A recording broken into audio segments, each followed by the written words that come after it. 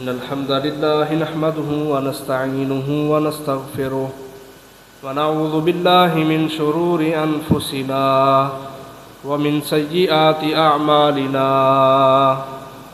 من يهده الله فلا مضل له ومن يضلل فلا هادي له وأشهد أن لا إله إلا الله وحده لا شريك له وأشهد أن محمدًا عبده ورسوله أرسله بالحق بشيرًا ونذيرًا بين يدي الساعة من يطع الله ورسوله فقد رشد ومن يعص الله ورسوله فقد غوى فإنه لا يضر إلا نفسه ولا يضر الله شيئا نسأل الله ربنا تبارك وتعالى أن يجعلنا ممن يطيعه ويطيع رسوله ويتبع رضوانه ويجتنب سخطه فإنما نحن به وله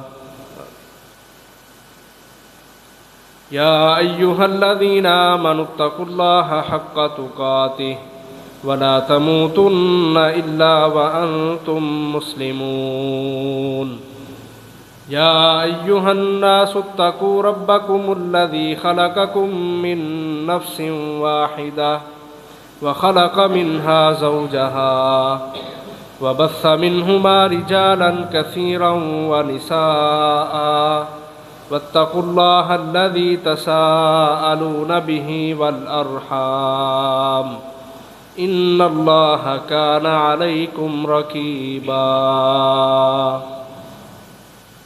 يا أيها الذين آمنوا اتقوا الله وقولوا قولا سديدا يصلح لكم أعمالكم ويغفر لكم ذنوبكم ومن يطع الله ورسوله فقد فاز فوزا عظيما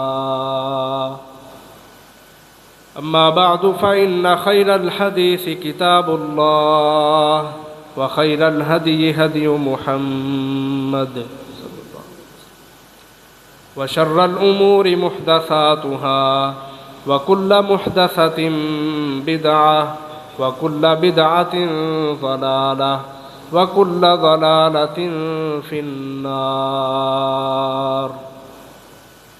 فقال الله تبارك وتعالى في القرآن المجيد والفرقان الحميد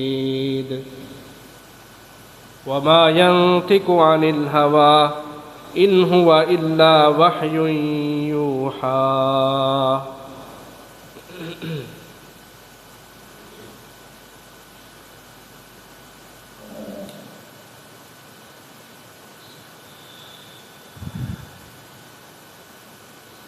نبی اکرم صلی اللہ علیہ وسلم اپنے خواب کی تعبیر بیان فرما رہے تھے تو فرمایا کہ چوتھی وہ جگہ جس کو میں نے دیکھا کہ خون کی نہر میں ایک شخص غوطے کھا رہا ہے، ڈوب رہا ہے، اور جب وہ ہاتھ پاؤں مار کے باہر نکلنے کی کوشش کرتا ہے تو کنارے پہ ایک شخص کھڑا ہے جس کے ہاتھ میں پتھر ہیں، اور وہ اس آدمی کے منہ پہ مارتا ہے اور اس کو دوبارہ اس نہر کے اندر دھکیل دیتا ہے۔ اس طرح بار بار اس شخص کے ساتھ یہی کام کیا جا رہا ہے۔ تو میرے استفسار پر مجھے بتایا گیا کہ یہ وہ شخص ہے جو سود کھایا کرتا تھا، سود کھانے والا، سودی کاروبار کرنے والا، سودی لین دین کرنے والا۔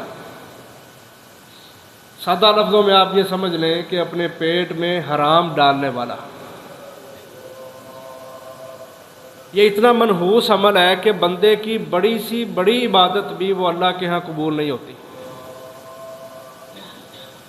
ایک لقمہ پیٹ کے اندر حرام کا. بڑی بڑی عبادتیں نبی صلی اللہ علیہ وسلم نے تو باقاعدہ مثال بھی دی ہے. مشہور حدیث ہے، آپ نے کئی دفعہ سنی ہے. فرمایا کہ ایک بندہ بڑا پیسہ لگا کے حج کرنے کے لیے جاتا ہے تو وہاں پہ جا کے اللہ کو پکارتا ہے، یا رب یا رب یا رب، اے میرے رب میری پکار سن لے. حج عمرہ بندہ کس لیے کرتا ہے؟ فرمایا وہ دعائیں تو بڑی کرتا ہے لیکن اس کا کھانا بھی حرام کا ہے، اس کا جو اس نے لباس پہنا وہ بھی حرام کا ہے، جو وہ پی رہا ہے وہ بھی حرام کا ہے. فَأَنَّا يُسْتَجَابُ لِذَلِكَ، تو اللہ تعالیٰ حرام کھانے والے بندے کی دعا کو کیسے قبول کرے گا؟ 40 دن تک اس بندے کی نماز قبول نہیں ہوتی جس کے پیٹ میں حرام کا لقمہ ہے. تو فرمایا یہ وہ بندہ ہے جس کو خون کی نہر میں غوطے دیے جا رہے ہیں، یہ سودی کاروبار کرنے والا، سودی تجارت کرنے والا ہے. اصل میں یہ جو سارا سسٹم چلتا آ رہا ہے نا، یہ یہودیوں کی طرف سے آ رہا ہے. مدینہ میں یہودی معاشی طور پر بڑے ٹھیک ٹھاک تھے، بڑے مستحکم تھے، اور وہ لوگوں کو سود پہ قرضے دیا کرتے تھے.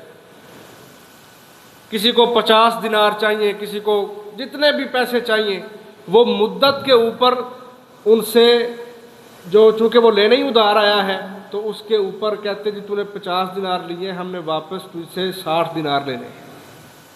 اس طرح انہوں نے بڑا پیسہ کمایا ہوا تھا. حالانکہ یہ پیسہ دیکھنے میں بظاہر بہت زیادہ ہے لیکن حقیقت میں یہ پیسہ خیر و برکت سے بالکل خالی ہوتا ہے.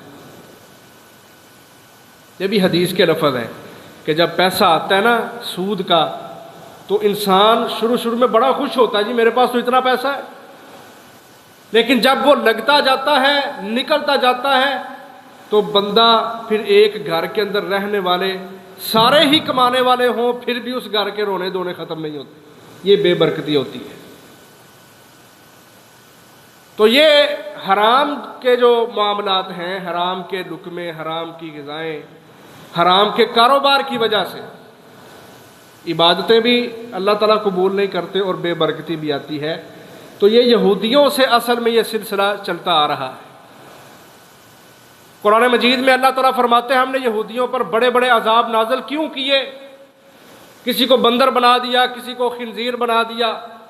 اس کا ریزن اللہ تعالیٰ قرآن مجید میں بیان کرتے ہیں، فَبِظُلْمٍ مِّنَ الَّذِينَ هَادُوا حَرَّمْنَا عَلَيْهِمْ طَيِّبَاتٍ أُحِلَّتْ لَهُمْ وَبِصَدِّهِمْ عَنْ سَبِيلِ اللَّهِ كَثِيرًا. آگے فرمایا وَأَخْذِهِمُ الرِّبَا، سود لینے کی وجہ سے، سود کھانے کی وجہ سے اللہ نے ان کو تباہ و برباد کر کے رکھ دیا. تو مدینہ میں ان کا بڑا نظام تھا، بڑا ماحول بنایا ہوا تھا انہوں نے. اس لیے کوئی بھی جو بڑی طاقتیں تھیں اس وقت، مشرکین تھے، صلیبی تھے، وہ یہودیوں کے ساتھ پنگا نہیں لیتے تھے کہ ان کے پاس بڑا کچھ ہے. بڑا لمبا چوڑا سسٹم تھا ان کا سود کے اوپر قرضے دینے کا اور سودی تجارتیں کرنے کا. نبی اکرم صلی اللہ علیہ وسلم جب آئے، آپ نے معاملات کو سمجھا، دیکھا. اللہ تبارک و تعالیٰ نے وحی کے ذریعہ آپ صلی اللہ علیہ وسلم کو آگاہ کیا تو اللہ کے نبی کو سمجھ آ گئی کہ اصل یہودیوں کو اگر آپ نے گرانا ہے، ان کے تسلط کو ختم کرنا ہے، ان کو دنیا کے اندر ذلیل و خوار کرنا ہے، شکست سے دوچار کرنا ہے، تو سب سے پہلے ان کا جو سودی نظام ہے اس کا خاتمہ کیا جائے. پھر اللہ تعالیٰ نے یہ آیات اتاری تھی قرآن مجید میں اور بڑے سخت حکم اللہ نے دیے. یا ایھا الذین آمنوا لا تأکلوا الربا اضعافا مضاعفا، کا ایمان والو سودی کام نہیں کرنے. اور اس کے پیچھے بھی ہوس ہی ہوتی ہے نا، دنیا کی ہوس، مال کا حرص، دنیا کا طمع، دنیا کا لالچ. یہودی، عیسائی، صلیبی، جتنے بھی غیر مسلم تھے، ان کو کیا پتہ اللہ تبارک و تعالیٰ نے ہمیں کیوں پیدا کیا ہے. وہ تو جانوروں جیسی زندگی گزار رہے تھے. ان کی زندگیوں کا مقصد صرف ایک ہی تھا کہ پیسہ اکٹھا کرنا ہے. وہ سوچ آج وہ مسلمانوں کے اندر ڈالتے ہیں، اور ہمارا مسلمان بھی آج کا اپنی عبادتوں کو چھوڑ دیتا ہے، اللہ کو راضی کرنا چھوڑ دیتا ہے، ہر چیز کو پیچھے کر دیتا ہے. اپنی دکانداری، اپنے مال کا حرص، دنیا کی طمع، اس کو سب سے مقدم رکھتا ہے۔ اثرات ہوتے ہیں نا، اثرات ہوتے ہیں، یہ جو ہم ایک ایک دو دو روپے کی وجہ سے اپنے گاہک اور کسٹمر کی بے عزتی کرتے ہیں نا، اس کے پیچھے صرف سارا مال کا لالچ اور حرص ہے، اور کوئی مسئلہ نہیں ہے۔ بھائیوں کے ساتھ بھی اسی وجہ سے لڑائیاں ہو جاتی ہیں، قریبیوں کے ساتھ اسی وجہ سے لڑائیاں ہو جاتی ہیں کہ اس نے میرے پیسے دینے ہیں، دے نہیں رہا۔ تو یہ جو سطحی سوچ ہمارے اندر آئی اور کمینہ پن ہمارے اندر آیا، اس کا ریزن دنیا کا لالچ، دنیا کا طمع ہے۔ اور دنیا میں جو نظام معیشت اس وقت چل رہا ہے وہ سارے کا سارا یہودیوں کا ہے۔ تو جہاں وہ ان کے ہاں کوئی کاروباری سسٹم، کوئی نظام، کوئی اصول نہیں ہے، ان کے ہاں بس ایک ہی اصول ہے کہ بندے کو کس طرح مال کا حریص بنانا ہے۔ اس لیے اللہ کے نبی علیہ الصلوۃ والسلام نے فرمایا تھا کہ میری امت کے اوپر ایک ایسا زمانہ آئے گا، لا یبال المرء، کہ آدمی پرواہ نہیں کرے گا کہ جو اس کے پاس مال آ رہا ہے، امن الحلال ام من الحرام، یہ حلال طریقے سے آ رہا ہے یا حرام طریقے سے آ رہا ہے۔ آدمی پرواہ ہی نہیں کرے گا، ذرا نہیں سوچے گا کہ میں جو تجارت کر رہا ہوں یا میرے پاس جو نفع آ رہا ہے، جو میں کاروبار کر رہا ہوں، یہ جو اس سے مجھے پروفٹ مل رہی ہے یہ کس طریقے سے آ رہی ہے، کوئی سوچنے سمجھنے کے لیے تیار نہیں ہوگا۔ اور یہ وجہ ہے پیٹ کے اندر حرام جا جا کے نا، آپ جس کو مرضی سمجھا رہے ہیں، جو حرام کے کاروبار کرتے ہیں نا، یہ سود کھانے والے جتنے بھی لوگ ہیں، آپ جتنی مرضی ان کو حدیثیں سنائیں، مجال ہے ان کا دل نرم پڑ جائے۔ یہ بجائے اپنے آپ کو بدلنے کے، مولویوں کو بدلنے کی بات کریں گے، حدیثوں کو بدلنے کی بات کریں گے، کہیں گے جی تسی بڑا ڈاڈا ڈاڈا دین بیان کر دو، دین تے ڈاڈا نہیں ہے۔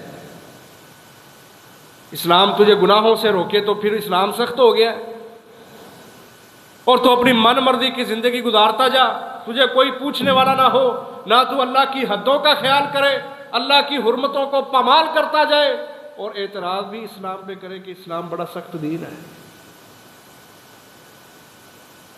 تو اصل مسئلہ یہودیوں کی طرف سے آ رہا ہے۔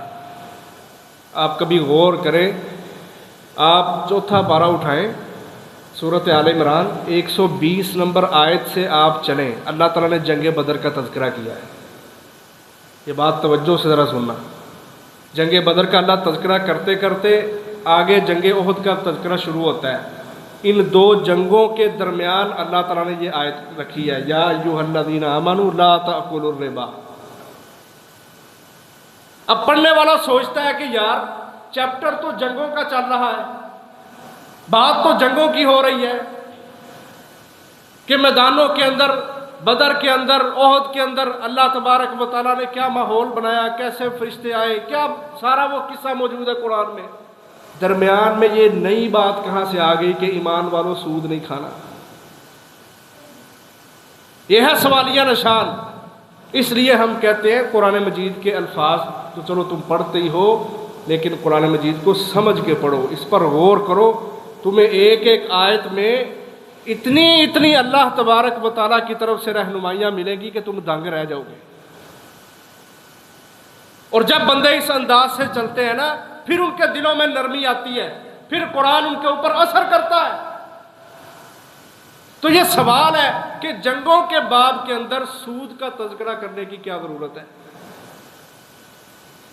تو اللہ تعالیٰ نے یہ پوائنٹ اس جگہ پہ قیامت تک آنے والے لوگوں کو یہ سمجھایا ہے کہ جب تمہاری تجارتیں ان کے اندر سود داخل ہو جائے گا تو پھر جنگوں کے اندر اللہ کی طرف سے تمہاری مدد نہیں ہوگی،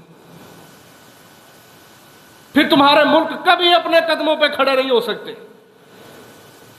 تمہاری ریاستیں کبھی نہیں بچ سکتی، تم کبھی دنیا کے اوپر حکمرانی نہیں کر سکتے جب تک تم اپنے معاملات میں، اپنی تجارت میں، اپنی معیشت سے اس سود جیسی لعنت کو ختم نہیں کرتے۔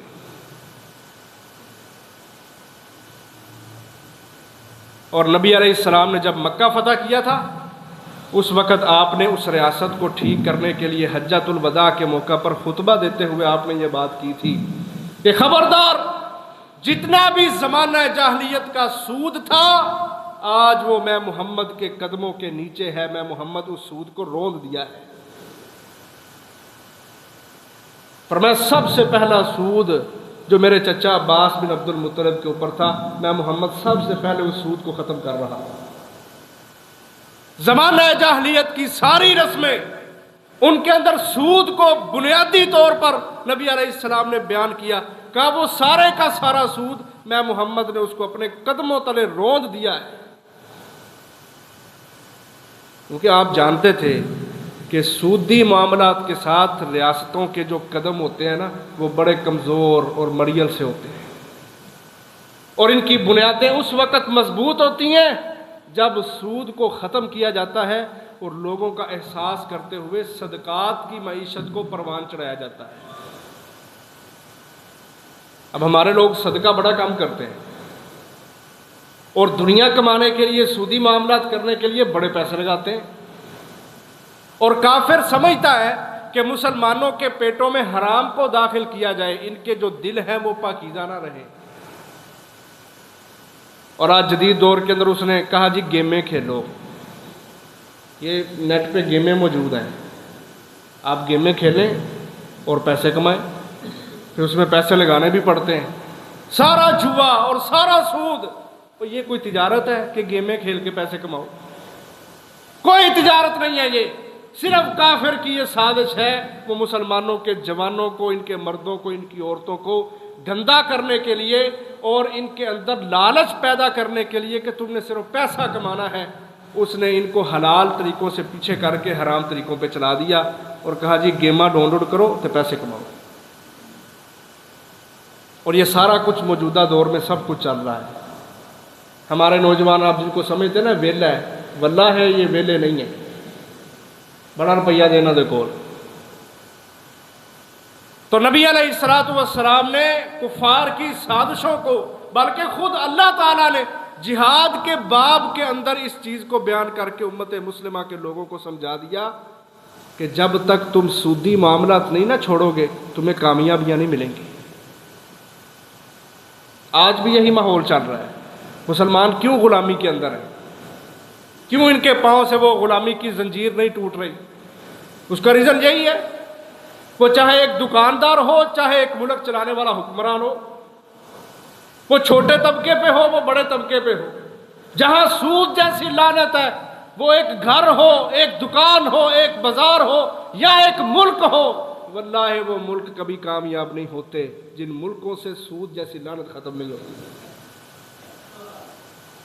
اور نبی صلی اللہ علیہ وسلم فرمایا کرتے تھے، کہا جن بستیوں کے اندر زنا عام ہو جاتا ہے اور سود کو عام کر دیا جاتا ہے، وہ لوگ خود اپنے اوپر اللہ کے عذاب کو حلال کر لیتے ہیں۔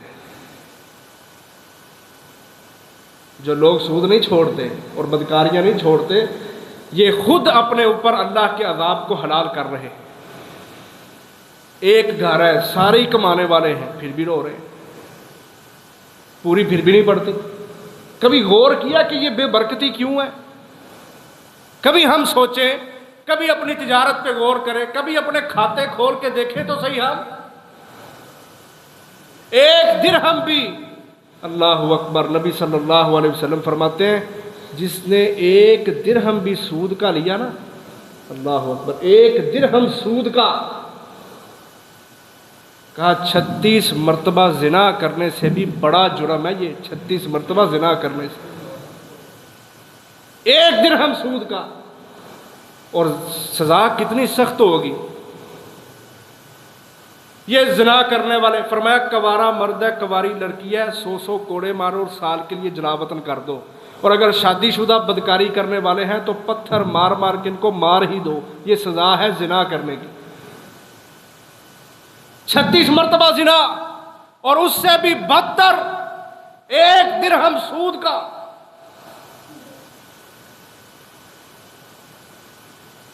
فرمایا اس کی بڑی شاخیں ہیں، سود کے بڑے طریقے ہیں، بڑے رستے ہیں، بڑے پوائنٹ ہیں۔ سب سے چھوٹی شاخ کے اوپر جو عمل کرتا ہے نا، جو عام سود چل رہا ہے ہمارے محلوں کے اندر، ہمارے معاشروں کے اندر، یہ فلانی الیکٹرونکس ہے، یہ فلانی الیکٹرونکس ہے، اب تو جہیز بھی ملتے ہیں قسطوں پہ، موبائل بھی ملتے ہیں قسطوں پہ، یہ سارا کچھ۔ فرمایا سب سے چھوٹی شاخ کے اوپر سب سے چھوٹے آپشن کو اختیار کرنا ایسا ہے جیسے کوئی بندہ اپنی ماں کے ساتھ بدکاری کرتا ہے، معاذ اللہ۔ اور فرمایا یہ اللہ کے ساتھ اعلان جنگ ہے، فَإِن لَّمْ تَفْعَلُوا فَأْذَنُوا بِحَرْبٍ مِّنَ اللَّهِ وَرَسُولِهِ، اگر تم سود سے باز نہیں نہ آتے تو پھر اللہ اور اس کے رسول کے ساتھ اعلان جنگ کر دو۔ یہودیوں نے تو کیا ہوا ہے، انہوں نے کہا تھا ہمیں اسلام پسند نہیں، ہمیں محمد رسول اللہ کا نظام اور ان کا وجود پسند ہی نہیں۔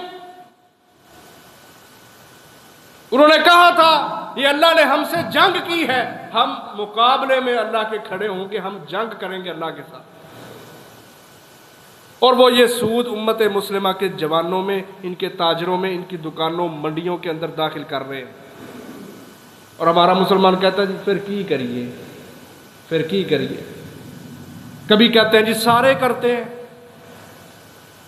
سارے ہی کرتے ہیں۔ نبی صلی اللہ علیہ وسلم نے فرمایا تھا تم میں سے کوئی بندہ بدھو بن کے زندگی نہ گزارے۔ صحابہ نے کہا اللہ کے نبی یہ بدھو بننا کیا ہے؟ فرمایا وہ بدھو بننا یہ ہے کہ وہ کہیں جی سارے لوگ کر رہے ہیں تو میں بھی کر رہا ہوں، جس کی اپنی کوئی سوچ ہی نہیں، جس کا اپنا کوئی نظریہ ہی نہیں۔ فرمایا یہ بدھو بننا ہے، اس لیے بدھو بن کے زندگی نہ گزارو، اللہ کے احکامات کو سمجھو، اللہ تعالیٰ نے جو وعیدیں سنا دی ہیں ان پہ غور کرو، اور اگر ایسے معاملات کے اندر تمہارا کوئی ہاتھ ہے تو اللہ سے توبہ کرو۔ فرمایا جس کو پتہ نہیں وہ تو چلو جاہل ہے نا، اس کو پتہ ہی نہیں، لیکن جس کو پتہ چل جائے فمن جاءہ موعظۃ من ربہ فانتہی فلہ ما سلف، جس کے پاس پیغام پہنچ گیا کہ سود حرام ہے، سود لعنت ہے، اور وہ رک گیا، پہلے جو اس نے کیا تھا اللہ اس کو معاف کر دے گا۔ ومن عاد، اور جس نے دوبارہ کیا، علم آ جانے کے بعد بھی، پتہ چل جانے کے بعد بھی کہ یہ سود کھانا یہ بے برکتی کا ذریعہ ہے، اس سے اسلام کمزور ہوتا ہے، اس سے مسلمانوں کو شکست ہوتی ہے، جس نے دوبارہ یہ کام کیا جاننے کے بعد بھی فَأُولَٰئِكَ أَصْحَابُ النَّارِ هُمْ فِيهَا خَالِدُونَ، وہ پھر پکا پکا جہنمی ہے، ہمیشہ ہمیشہ وہاں پہ رہے گا۔ یہ صاف صاف وعیدیں سورۃ بقرہ آپ پڑھیں کبھی، اللہ نے سارا کچھ صاف صاف بیان کیا ہے۔ فرمایا لعن رسول اللہ صلی اللہ علیہ وسلم آکل الربا ومؤکلہ وکاتبہ وشاہدیہ وقال ہم سواء، کا سود کھانے والا، کھلانے والا، سود کے اوپر لکھنے والا، یہ جتنے بینکوں کے ملازم، یہ یہودیوں کے بڑے بڑے یہاں پہ اڈے ہیں، اللہ کی قسم یہ بینک ہمارے، یہ اسلامی اسلومی کوئی نہیں، یہ یہودیوں کے اڈے ہیں ہمارے ملکوں میں، سود کے اوپر لکھنے والے، فارم فل کرنے والے، وشاہدیہ، اور سود کے اوپر گواہیاں دینے والے، کہا ان سب کے اوپر ہم سواء، ان سب کے اوپر لعنت ہے، یہ لعنت میں سارے کے سارے برابر ہیں۔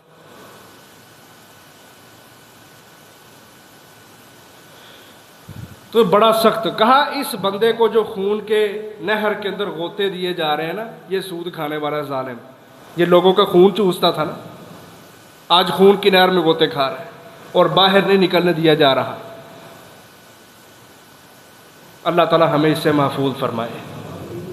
پھر اللہ کے رسول فرماتے ہیں میں آگے گیا اور میں نے جو درخت کے نیچے دیکھا کہ ایک بزرگ بیٹھے ہوئے ہیں، اور بڑے ہی خوبصورت بزرگ ہیں وہ، اور ان کے ارد گرد چھوٹے چھوٹے بچے بیٹھے ہوئے ہیں۔ تو فرمایا یہ جو بزرگ تھے نا، یہ حضرت ابراہیم علیہ السلام ہے، جد الانبیاء، انبیاء کے بڑے ابراہیم علیہ السلام، اور ان کے ارد گرد جو بچے بیٹھے ہوئے ہیں یہ وہ مسلمانوں کے بچے ہیں جو نابالغ ہونے کی حالت میں ہی وفات پا گئے تھے۔ چھوٹے بچے جو فوت ہو جاتے ہیں نا، وہ ابراہیم علیہ السلام کی کفالت میں چلے جاتے ہیں، یہ ان کی تربیت کا انداز ہے۔ اب ہمارے دلوں میں سوال آئیں کہ جی بس وہ تو چلے گئے دنیا سے، تو آگے کیا ہے؟ یہ برزخ کے معاملے ان کو انسانی عقلیں نہیں سمجھ سکتی، نہ ہی ان کی مثال دینے کی ضرورت ہوتی ہے۔ بس جیسے اللہ کے رسول نے بتایا ہم ایمان لے آئے۔ تو کہا وہ جو بزرگ بیٹھے تھے وہ ابراہیم علیہ السلام ہیں، اور ان کے ارد گرد جو بچے بیٹھے ہیں یہ مسلمانوں کے وہ بچے ہیں جو بچپن میں ہی فوت ہو جاتے ہیں، اللہ تعالیٰ ان کو ابراہیم علیہ السلام کی کفالت میں دے دیتا ہے۔ یہاں پہ ایک بات سمجھے، ہمارے کالج اور یونیورسٹیوں میں نا آج کل الحاد کا فتنہ بہت تیزی سے پھیل رہا ہے۔ ایتھسٹ ایسے لوگوں کو کہا جاتا ہے، ملحد بے دین۔ یہ وہ لوگ ہوتے ہیں جو وحی کے اوپر ایمان نہیں رکھتے۔ اللہ کا کلام قرآن مجید اور احادیث یہ وحی ہے، ہم نے اس کے اوپر ایمان لانا ہے، چاہے بات ہماری عقل میں آئے چاہے نہ آئے۔ میں نے پہلے بھی ایک دو دفعہ یہ مثالیں دی ہوئی ہیں کہ بندہ جب چلتا ہے اس کے پاؤں کا نچلا حصہ زمین پہ ڈگتا ہے، تو گندا تو نیچے والا حصہ ہوتا ہے نا، لیکن شریعت کہتی ہے جب وضو کرتے ہو تو مسح کر لو، مسح پاؤں کے اوپر والے حصے پہ ہوتا ہے۔ اگر ہم اپنی عقل سے دیکھیں تو ہم کہیں گے جی پاؤں تو نیچے سے صاف کرنا چاہیے، لیکن شریعت ہمیں کہتی ہے مسح کہاں کرنا ہے؟ اوپر کرنا ہے۔ تو دین کسی کی عقل کے مطابق نہیں ہے، یہ انسانوں کی فطرت اللہ نے بنائی ہے، یہ انسان کی فطرت کے مطابق ہے۔ جیسے اللہ نے کہہ دیا ہم نے اس کو تسلیم کرنا ہے، یہی ایمان بالغیب ہے۔ اسی طرح وہ ملحد جو لوگ ہیں نا، وہ دین کو اپنی عقل کے ساتھ سمجھنے کی کوشش کرتے ہیں۔ انہوں نے اسلام کے اوپر اور اللہ کی ذات کے اوپر یہ بہت بڑا اعتراض کیا، کہتے ہیں معاذ اللہ تمہارا رب تو ظالم ہے۔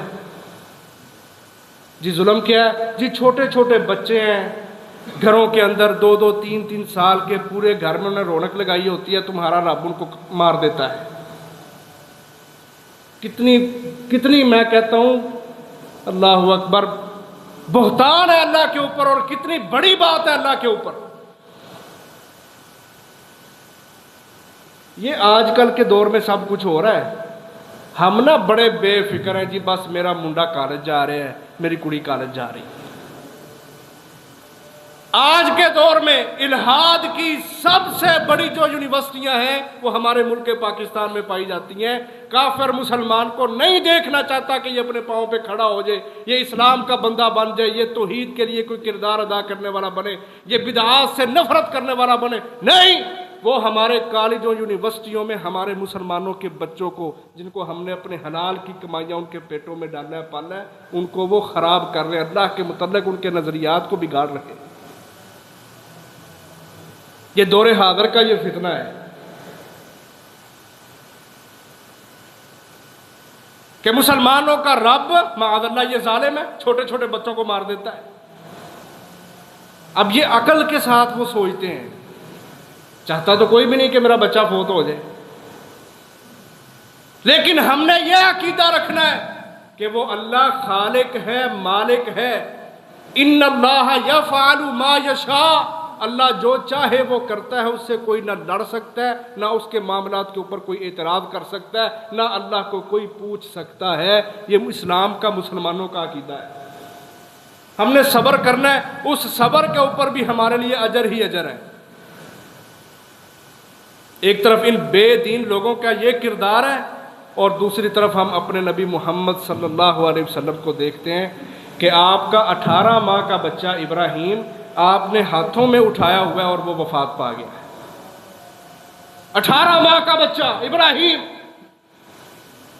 وفات پا گیا، آپ کی آنکھوں سے آنسو بہہ رہے ہیں، اور نبی اکرم صلی اللہ علیہ وسلم اس وقت بھی اپنے عقیدے کو صحابہ کے سامنے بیان کر رہے ہیں۔ کوئی اعتراض نہیں اللہ کی ذات کے اوپر، جس طرح کے آج کے ملحدوں کے اعتراض ہیں۔ کیا فرما رہے؟ ان القلب یحزن ان العین تدمع، کا آنکھیں آنسو بہا رہی ہیں، دل بڑا پریشان ہے، لیکن ولا نقول الا ما یرضی ربنا، ہم اپنی زبانوں سے وہی بات نکالیں گے جو ہمارے رب کو پسند ہے، ہم صبر کریں گے۔ اللہ تعالیٰ قرآن میں فرماتے ہیں انما یوفی الصابرون اجرہم بغیر حساب، اللہ نے صبر کرنے والوں کو کوئی کھاتا ہی نہیں، کوئی حساب کتاب ہی نہیں، کھلا اجر اللہ تعالیٰ صبر کرنے والوں کو عطا کرے۔ تو ایک تو یہ پوائنٹ سمجھیں کہ آج کے بے دین لوگ نا ان چیزوں کو اجاگر کر رہے ہیں۔ یہ اللہ تو معاذ اللہ ظالم ہے، وہ چھوٹے چھوٹے بچوں کو مار دیتا ہے۔ وہ خالق ہے، وہ مالک ہے، وہ جو چاہے کر سکتا ہے۔ لا یسأل عما یفعل، اللہ سے نہیں پوچھا جا سکتا کہ وہ کیا کرتا ہے، کیوں کرتا ہے، اللہ کے اوپر اعتراض نہیں ہو سکتا۔ یہ عقیدہ ہے مسلمان کا، کیونکہ اس نے دین کو اپنی عقل کے ساتھ نہیں، اس نے اللہ کا حکم سمجھ کے اس کو سمجھا ہے اور اس کے اوپر ایمان لے کے آیا ہے۔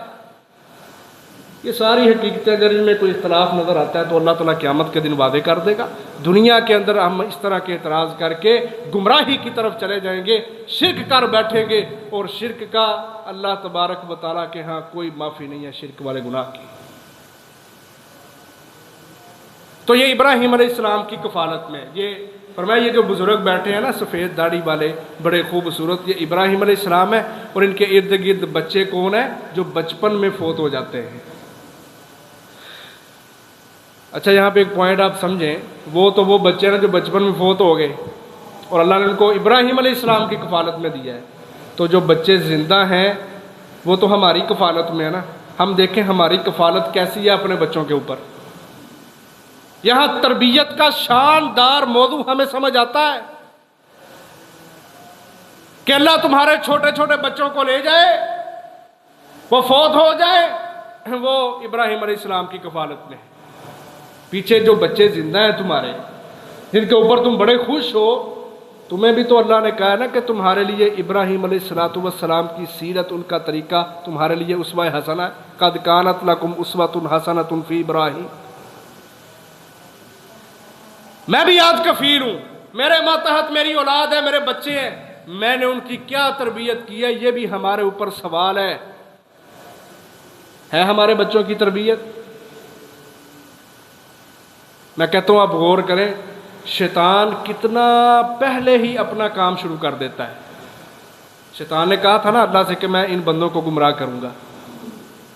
بچہ پیدا ہوتا ہے نا، وہ روئی جا رہا ہے، روئی جا رہا ہے، اس کو سارے اٹھاتے ہیں، خوشی کے ساتھ اٹھاتے ہیں، یہ ساڈے گھر کا کیا ہوا ہے، ساڈے گھر کا کی ہوئی ہے، کبھی کوئی اٹھا رہا ہے، کبھی کوئی اٹھا رہا ہے، اس کا منہ چوما جا رہا ہے، لیکن وہ بچہ چپ نہیں کرتا۔ اللہ کے نبی فرماتے ہیں یہ چپ اس لیے نہیں کرتا کہ اس چھوٹے بچے کو سب سے پہلے شیطان اس کے پیٹ میں کچوکے مارتا ہے، ایسے ایسے کرتا ہے۔ اس بات کو رسمن نہ لیں کہ شیطان ایسے کرتا ہے، ہمیں ایسا کرنا چاہیے۔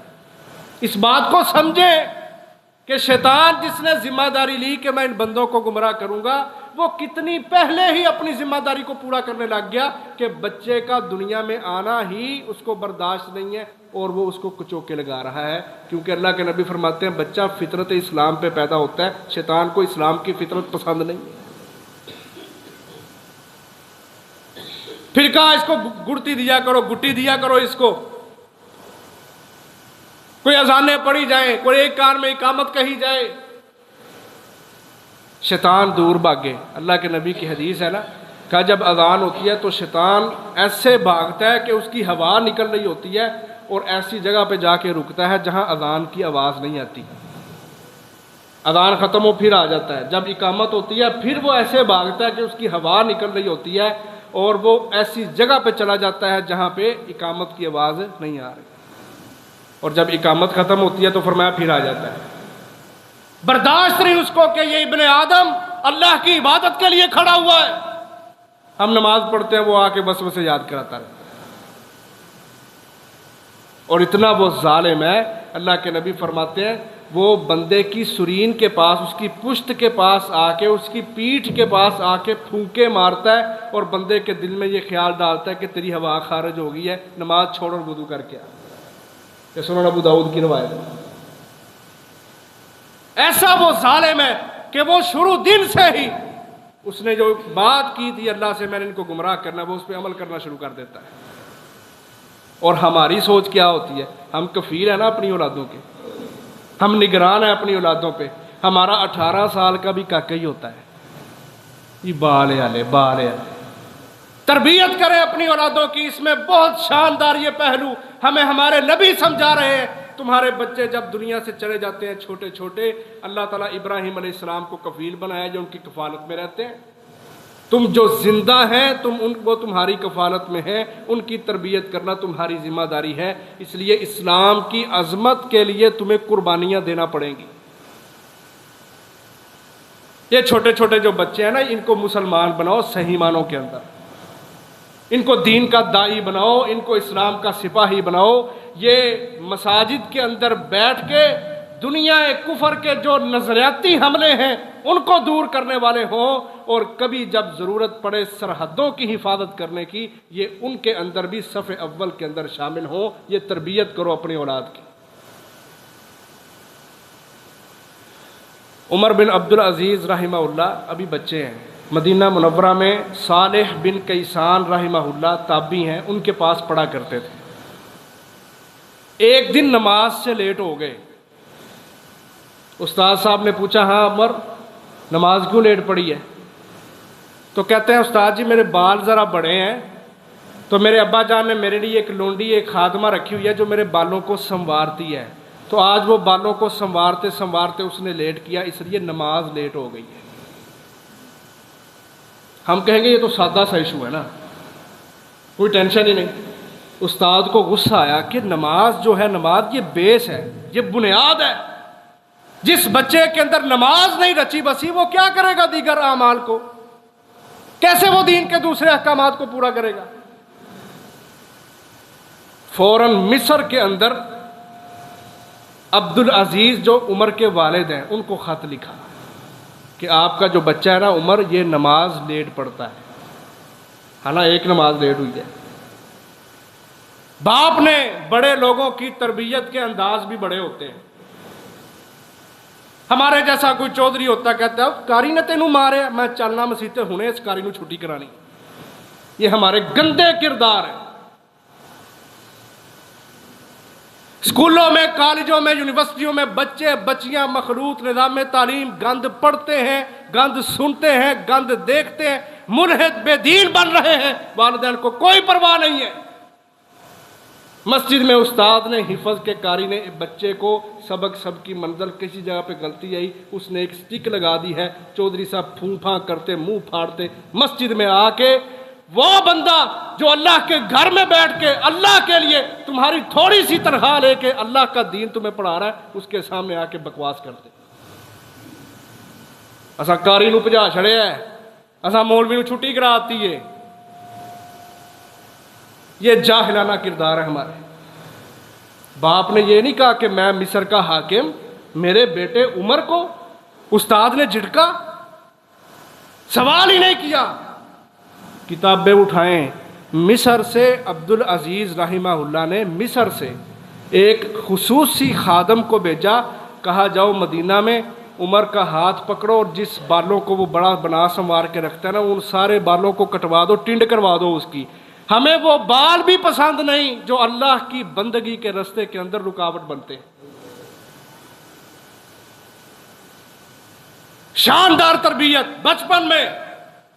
تو دیکھو وہ بندہ، پھر وہ عمر بن عبدالعزیز مدینے کا خلیفہ بنا، ایسی حکومت قائم کی، ایسی سلطنت قائم کی، اللہ اکبر۔ احادیث میں لکھا ہوا ہے ان کے دور میں اتنی فراوانیاں، اتنی برکتیں، اتنی رحمتیں کہ بندہ گھر سے صدقہ لے کے نکلتا تھا، زکوٰۃ لے کے نکلتا تھا، کس کو دوں؟ وہ زکوٰۃ لینے والا اس کو کوئی بھی نہیں ملتا تھا۔ اس نہج کے اوپر لا کے نا اپنی اولادوں کی تربیت کریں۔ اور یہ پیار اور محبت نہیں ہے کہ ہمارا بچہ فجر ٹائم سویا تو ہم کہتے ہیں یار چھوٹا ہے ہلے ستا رہے۔ قسم ہے اللہ کی، یہ محبت نہیں ہے۔ اللہ کے نبی کو اپنی بیٹی فاطمہ سے بڑا پیار تھا، لیکن آپ جب تہجد کے لیے اٹھتے تھے ان کے گھر کا دروازہ کھٹکھٹایا کرتے تھے، اٹھو رات کو تہجد پڑھو۔ اصل محبت یہ ہے کہ اپنی اولادوں کو دین کے رستے پہ چلانا۔ بچے نے نماز نہیں پڑھی تو کوئی بات نہیں، بچے نے قرآن نہیں پڑھا، صبح شام ناظرہ پڑھنے آتے ہیں نا بچے، کئی والدین سستی کر جاتے ہیں، نہیں بھیجتے، جی سویا پھر کیا ہے، اٹھاؤ ان کو۔ اللہ نے اپنے نبی کو سونے نہیں تھا دیا۔ وہی آئی تھی نا پہلی تو اللہ کے نبی ڈر گئے تھے، خوف زدہ تھے، آ کے چادر لے لی اوپر کہ مجھے اپنی جان کا خطرہ ہے۔ لقد خشیت علی نفسی، کہا خدیجہ مجھے اپنی جان کا خطرہ ہے۔ دسرونی دسرونی، مجھے چادر دے دو، مجھے چادر دے دو۔ اللہ تعالیٰ نے آیات اتاری، کہا یا ایھا المدثر قم فانذر، اے چادر اوڑھنے والے، یہاں نام نہیں لیا، کہا وہ چادر اوڑھنے والے، قم فانذر، ہم نے تجھے دنیا کا سردار بنایا ہے، تیرا کام چادریں لے کے سونا نہیں، کھڑا ہو جا کے لوگوں کو ڈرا، ان کے عقیدے ٹھیک کر، ان کے عمل ٹھیک کر، ان کے اخلاق ٹھیک کر، دنیا گمراہی میں جہنم کے گڑھے کے پاس پہنچی ہے۔ امت کا درد اپنے دلوں کے اندر پیدا کریں کہ آج لوگ گمراہیوں کی طرف، شرک کی طرف، بدعات کی طرف جا رہے ہیں، ہماری امت مسلمہ کے نوجوان گمراہیوں کی طرف جا رہے ہیں۔ امت کا درد مسلمانوں اپنے دلوں میں پیدا کر کے اپنی اولاد کو تیار کرو، ان کی تربیت کرو، امر بالمعروف نہی عن المنکر کے فریضے کو اختیار کرو، تم بہترین امت ہو۔ کس طرح کافر متحرک ہے مسلمانوں کے جوانوں کو گمراہ کرنے کے لیے، اور مسلمان نبی تان کے سویا ہے، اس کو بس بڑے مسلمان آپ کو ملیں گے وہ کہیں گے 5 نمازاں پڑھو بس ٹھیک ہے۔ غلبہ اسلام، 4 دھام کے اندر اسلام، ہر طرف اسلام ہی اسلام، یہ سوچ کس نے پیدا کرنی ہے؟ تربیت، اپنی اولادوں کو حرام سے بچاؤ، حلال کاموں کی طرف لے کے آؤ، ان چھوٹے چھوٹے بچوں کی تربیت، ان کی ذہن سازی کرو۔ آج کل بڑی ترقی ہو گئی ہے، مارکیٹ میں باقاعدہ کتابیں مل جاتی ہیں، 20 سال کا بچہ، 5 سال کا بچہ، 10 سال کا بچہ، 12-13 سال کا بچہ، اس عمر میں اس کو کون کون سی احادیث، کون کون سے مسائل اس کو آنے چاہیے، یہ ساری بنی بنائی کتابیں آپ کو بازاروں سے مل جائیں گی۔ کیا اللہ نے پوچھنا نہیں کہ میرے نبی کے پاس تو سواری بھی نہیں تھی، پیدل چلتے ہوئے آپ طائف میں گئے تھے، پتھر کھا کھا کے واپس آئے تھے، اللہ نے سوال نہیں کرنا قیامت والے دن، تجھے میں نے گاڑی دی تھی، بہترین سڑکیں تیرے پاس میسر تھیں، سائیکل تیرے پاس تھا، موٹر سائیکل تیرے پاس تھا، موبائل تیرے پاس تھا، واٹس ایپ سب کچھ تیرے پاس تھا، دعوت دین بڑا آسان تھا، پھر بھی تو نے امت مسلمہ کی بھلائی کے لیے ککھ نہیں کیا۔ کیا جواب ہے ہمارے پاس؟ ہمارے نبی پیدل چلتے چلتے طائف میں پہنچے، پتھر کھا کھا کے واپس آئے، صحابہ پوچھتے تھے آپ کے دعوت کا جتنا دورانیہ ہے اس میں آپ کے اوپر سب سے مشکل دن کون سا ہے؟ آپ فرمایا کرتے تھے طائف کا دن، کہ جب میرے ہی اپنوں نے، میری ہی قوم کے لوگوں نے مجھے دعوت اللہ کی وجہ سے پتھر مار مار کے زخمی کر دیا تھا۔ ہمیں کوئی پتھر نہیں مارتا، ہمیں کوئی گالی نہیں دیتا، اگر کوئی کمر پیچھے کہتا بھی ہے نا تو وہ اپنے ہی عمل گندے کرتا ہے، لیکن اس کے باوجود ہمارے اندر سستیاں ہیں۔ حضرت عمر رضی اللہ تعالیٰ عنہ تھے نا، وہ بڑوں کی بھی تربیت بڑے شاندار انداز سے کرتے تھے، انا تک روند کے رکھ دیتے تھے، انائیں۔ ہم چھوٹے چھوٹے بچے نہیں سنبھال پاتے۔ حضرت خالد بن ولید رضی اللہ عنہ جرنیل ہیں امت مسلمہ کے، جرنیل، ایک دن نا ریشمی لباس پہن لیا۔ اب ریشم اسلام کے اندر حرام ہے مردوں کے لیے، ریشمی لباس نہیں پہننا۔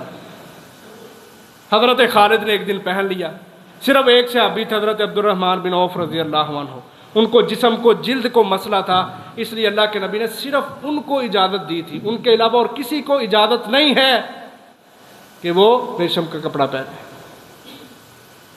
میٹنگ بیٹھی ہوئی ہے، بڑی میٹنگ، بڑے بڑے کمانڈر بیٹھے ہیں، حضرت عمر کی مجلس ہے، خالد بن ولید سب سے بڑے کمانڈر ہیں۔ حضرت عمر نے دیکھا کہ ریشم پہنا ہوا ہے، کہا خالد کھڑے ہو جاؤ۔ بڑی مجلس کے اندر، بڑی محفل کے اندر جب اللہ کے دین کی بات ہو، اسلام کی سر بلندی کا مسئلہ ہو، صحابہ کرام نہیں دیکھا کرتے تھے لوگ بیٹھے ہیں، وہ کہتے تھے اسلام سب سے بڑا، اسلام کی عظمت سب سے بڑی ہے، بندیاں دی کی حیثیت ہے۔ ہم کسی کو بات کریں، کہتے ہیں مینوں او دے سامنے انہیں گلاں کیتیاں نے تد مینوں غصہ چڑھیا، اور تیری عزت اسلام سے بڑی نہیں ہے، اسلام سب سے عزت والا دین ہے۔ کہا خالد کھڑے ہو جاؤ، حضرت خالد کھڑے ہو گئے، کہا ریشم اللہ کے نبی نے منع کیا ہے، حرام ہے، کیوں پہنا ہوا ہے؟ تو حضرت خالد آگے سے کہتے ہیں حضرت عبد الرحمن بن عوف بھی تو پہنتے تھے۔ حضرت عمر کو اور غصہ آ گیا، کہا خالد تجھے پتا نہیں کہ نبی علیہ السلام نے صرف ان کو اجازت دی تھی، خود اجازت دی تھی، اور کسی کے لیے یہ جائز ہی نہیں ہے۔ حضرت خالد خاموش ہے۔ آگے سے بات کی تھی نا، اللہ اکبر، وقت نے قسم ہے دنیا کے کمانڈر جو مسلمانوں کے صحابہ اکرام میں بڑے بڑے کمانڈر تھے، سب نے دیکھا کہ ان میں سے بھی جو سب سے بڑا کمانڈر ہے اس کے ساتھ کیا سلوک ہو رہا ہے۔ حضرت عمر غلاموں سے کہتے ہیں خالد کے کپڑے کو پھاڑ پھاڑ کے تم نے اتارنا ہے۔ یہ نہیں کہا کہ آپ اپنے کپڑے اتار کے دوسرے کپڑے پہن کے آؤ۔ سب نے دیکھا، سارے مجاہدوں نے دیکھا کہ خالد کمانڈر ان چیف ہے اور اس کی تربیت عمر فاروق رضی اللہ تعالیٰ عنہ کر رہے ہیں۔ کہا اس کی قمیض کو، اس کے کرتے کو کھینچ کھینچ کے پھاڑ پھاڑ کے اتارو اور باہر پھینکاؤ۔ یہ بڑوں کی تربیتیں ہو رہی ہیں، ہم سے چھوٹے چھوٹے بچے نہیں سنبھالے جاتے۔ تو عزیز بھائیوں، اس میں بہت بڑا سبق ہے کہ وہ نابالغ بچے جو چلے جاتے ہیں دنیا سے اور ہم ان کے اوپر صبر کرتے ہیں، اور دیکھو اللہ نے ان کا اگلا مرحلہ بھی ہمارے سامنے رکھ دیا کہ یہ ٹھیک ہے دنیا میں تمہیں پریشانی ہوتی ہے، غم آتا ہے، لیکن یہ سوچو اللہ نے ان کو ابراہیم علیہ السلام کی کفالت میں دے دیا۔ پریشان نہ ہوا کرو اس موقع پہ۔ ایک مثال کے ساتھ آپ سمجھیں، آپ رستے میں کھڑے ہیں، ایک گاڑی آئی ہے بڑی سپیڈ سے، ایک بندہ اترا، اس نے آپ کو اٹھا کے اندر پھینکا ہے۔ اب بندہ پہلے تو اس کے ہوش و حواس اڑ جائیں گے، یہ کیا ہوا ہے، لیکن جب وہ اندر بیٹھ کے دیکھتا ہے کہ یہاں اس گاڑی میں تو میرا بھائی بیٹھا ہوا ہے، میری بہن بھی ہے، میرا باپ بھی ہے، تو وہ جو اس کے دل و دماغ کے اوپر خوف تھا نا وہ ختم ہو جائے گا اور وہ خوش ہو جائے گا۔ ایسے ہی اس منظر کو بھی سمجھ کے صبر کیا کرو کہ اللہ نے تمہاری اولاد کو اگر اسی طرح لے لیا ہے، آگے وہ جس جہان کے اندر جا رہا ہے وہاں ابراہیم علیہ السلام بیٹھے ہیں، تمہارا بچہ ان کو دیکھ کے خوش ہوگا، وہاں اس کے والدین بھی ہیں، اس کے دیگر رشتہ دار بھی ہیں، اور جو تمہارے اوپر ذمہ داری ہے اس کو پورا کرو کہ تمہیں اللہ نے کفیل بنایا ہے، تم اپنے گھروں کے نگران ہو، اپنے گھروں کے ماحول ٹھیک کرو، اپنی اولادوں کی تربیت اسلام پہ کرو، ان کو حرام سے بچاؤ، حلال کی طرف لے کے آؤ، صبح و شام کے اذکار کی پابندی کرواؤ، قرآن پڑھ پڑھ کے ان کو سناؤ، حدیثیں پڑھ پڑھ کے ان کو سناؤ، اور سب سے بڑی بات یہ اپنی تربیت کر لو، جو تم کرو گے تمہیں دیکھ کے تمہارے بچے بھی وہی کریں گے۔ یہ ایک بچے ہر چیز کو نا نوٹس میں لیتے ہیں، دیکھتے ہیں، غور کرتے ہیں۔ آپ جس طرح کے ہیں آپ کی اولاد آپ کو دیکھ کے اس طرح کی بنے گی۔ اگر باپ ہی سگریٹ پیتا ہے تو اولاد نے بھی تو پینا ہی ہے نا، کہ میں بھی چلو چسکا لواں ہاں ایک ہی شے ہے۔ اگر باپ نماز نہیں پڑھتا تو بیٹے نے کہنا میرا ابا نہیں کدی گیا تو مینوں کی لوڑ ہے جان دی۔ اس لیے اولاد کی تربیت میں ایک یہ بھی بڑا شاندار پہلو ہے جس کو ہم نے اپنے اندر پیدا کرنا ہے انشاءاللہ، کہ ہم خود ٹھیک ہو جائیں، اللہ تعالیٰ اس کی برکت سے ہی ہماری اولادوں کو بھی ٹھیک کر دے گا۔ باقی انشاءاللہ اگلے جمعہ بیان کریں گے۔ اللہ تعالیٰ عمل کی توفیق عطا فرمائے۔ آخر دعوانا ان الحمد للہ رب العالمین۔